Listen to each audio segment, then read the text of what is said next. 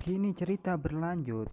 Terlihat uskup, bishop, kardinal dengan sayap-sayapnya yang begitu banyak, serta ada pedang yang menyelinap di bagian bawahnya. Kyoyu, ambil sayapnya dari saya. Ini sedikit permainan. Dengan suara rendah, ucap Lusu. Wohohoho. Lantas kemudian Bishop Kardinal mengeluarkan pedangnya. Sring. Langsung menghajar mereka yang ada di bawah dengan kecepatan penuh. Sing sing swing swing das. Cukup mudah bagi Bishop karena peringkat atas. Lantas kemudian mereka kaget.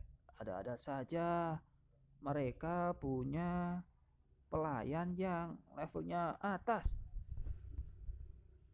Kemudian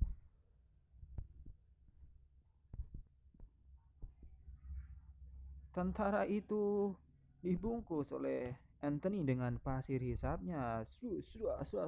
Apa yang terjadi dengan bawaan-bawaanku? Wah, tidak.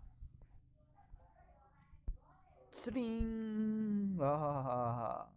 Kelihatannya Komandan Yi ketakutan melihat uskup bishop yang terbang sambil membawa pedang. Apa kamu juga ingin mati di tanganku? Ampun, jangan bunuh aku. Tolong, jangan bunuh aku. Anda dapat melakukan apapun yang Anda inginkan. Tolong angkat tangan tinggi-tinggi. Jangan bunuh saya. Ampun. Nilai emosi negatif dari Xiaoming plus 999. Lusu mengatakan berbaring datar di depan kekuatan mutlak. Komandan Yi dapat menangani Anda. Ucap Lusu di situ. Terlihat Bishop Kardinal dan Lusu bergegas ke belakang. Bishop Kardinal pun melanjutkan pertarungannya dengan kekuatan penuh dan jubah yang lucunya bertanda ada Hello Kitty. Ia terbang lalu menghunuskan pedangnya. Langsung menghujam para tentara yang ada. Semua tentara panik dan kabur. Mereka kabur keluar. Tidak, tolong.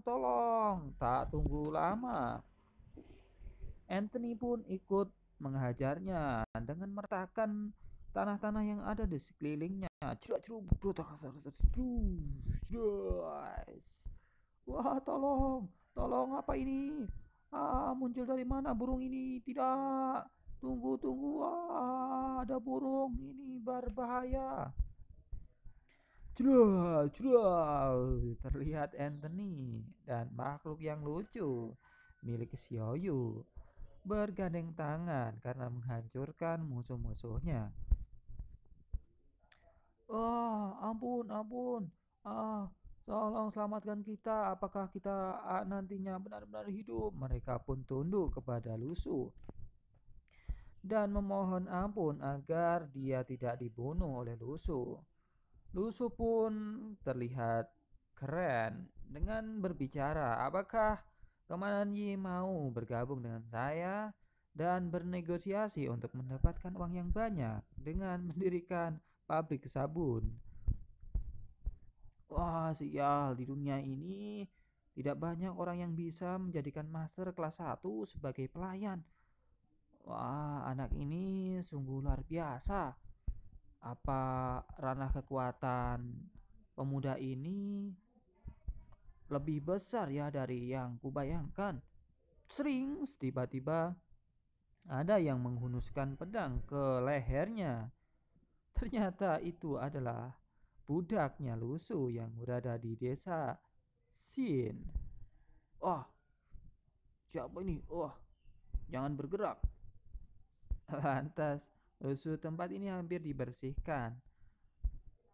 Komandan Yi, mengapa kita tidak memasuki desa untuk berbicara? Ucap Lusu sambil kekirangan memikirkan uang yang banyak. Ya, baik.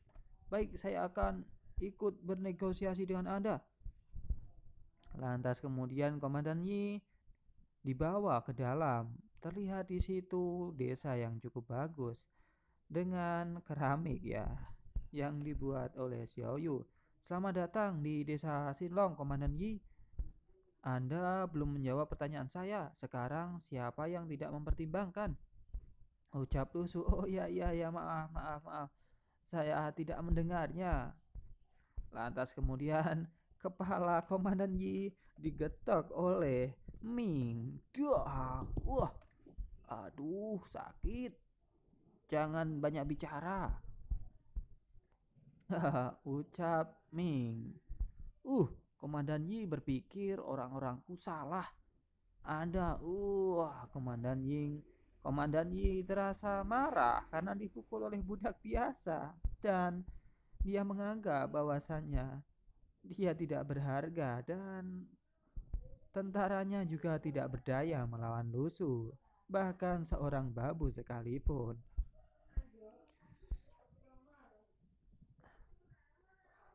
Kemudian budak Lusu menatap Komandan Yi. Nilai emosi negatif kemudian muncul. Lietan ini tidak hanya membantu saya menghibur, tetapi juga mendapatkan emosi negatif, pikir Lusu. Ya, bagus. Kerja bagus, Ming. Lanjutkan perjuanganmu. Oh, terima kasih, Kepala Desa. Saya tidak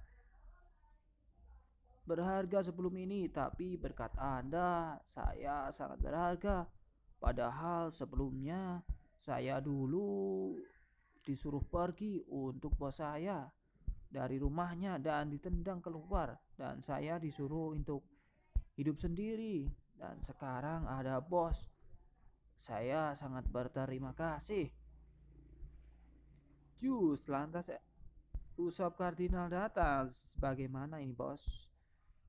Ya, Komandan Yi, kita bisa bicarakan ini nanti. Dan kita harus membuat kompromi untuk menciptakan uang yang banyak. Komandan Yi, mari kita mulai. Ya, bisa. Sambil duduk-duduk dan minum teh panas. Pelayannya Uskup Bishop Kardinal di sana ya, dan Xiao Yu duduk di sebelahnya. Seperti terlihat seorang raja.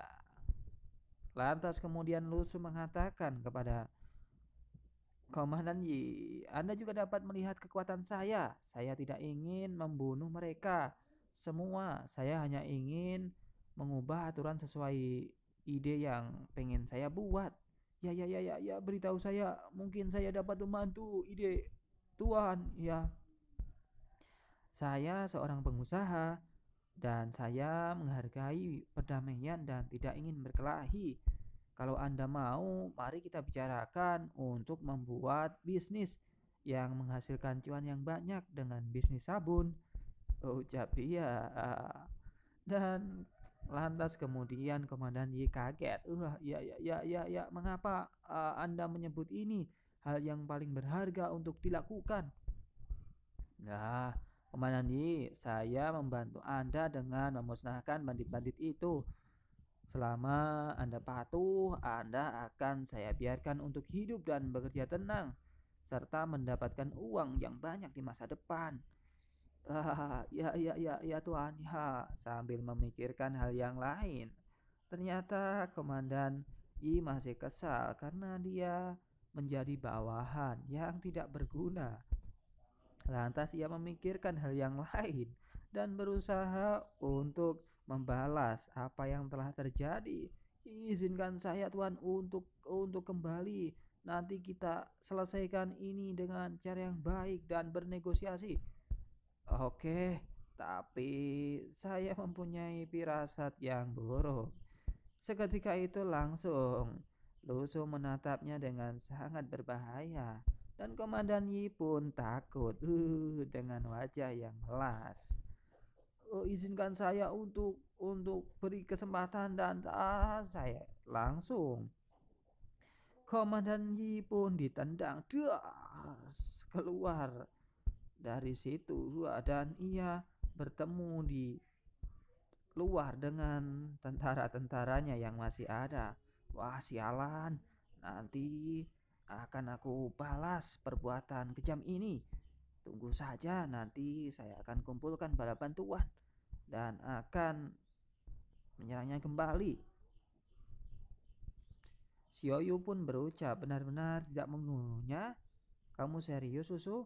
Iya, nanti biar dia meluruskan kembali apa niatnya.